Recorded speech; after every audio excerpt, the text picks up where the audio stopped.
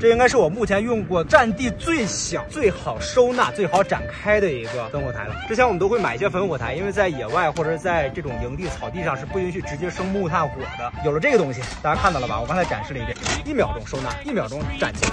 有几个是可以值得说的啊，它因为这个造型呢，底下这儿有个孔，风是可以往上走的。然后这个区域刚好可以再架一个架子，上面还可以做一些小烧烤，非常棒。我们准备先点起来试试看啊，把我们1级燃料准备好，用一些很松软的干草放进来，用上我们这200多块钱的打火机，我们把它伸长，然后直接这样打火伸进去，然后再放一些小木屑。